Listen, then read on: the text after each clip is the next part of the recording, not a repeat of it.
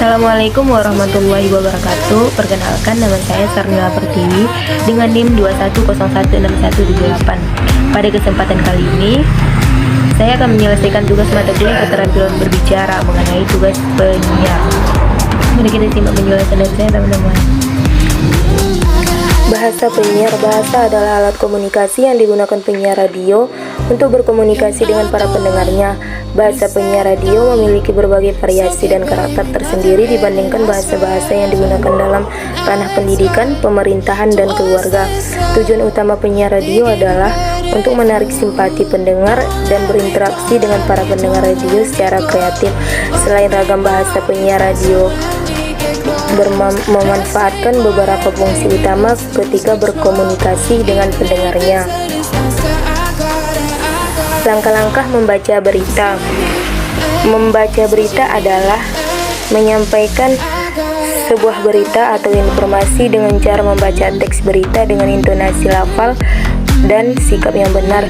Teknik-teknik dalam membaca teks berita tersebut adalah artikulasi atau pelafalan, intonasi, penjedaan, sikap atau gestur, memahami isi teks berita, memperhatikan volume suara, dan faktor pendukung lainnya.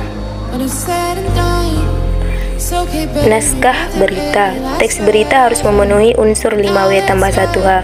Teks berita harus memenuhi 6 unsur-unsur yang mencakup 5W tambah 1H.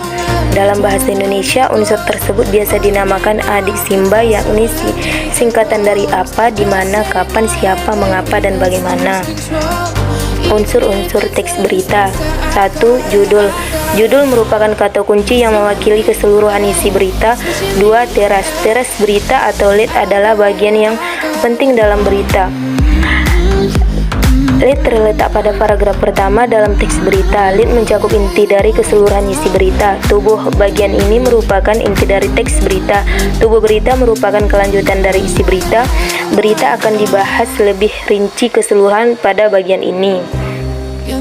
Praktik membaca berita. Pada teks tersebut adalah salah satu contoh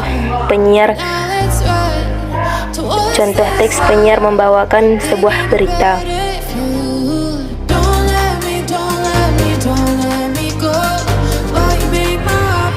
Baiklah teman-teman, sekian penjelasan saya mengenai materi penyiar.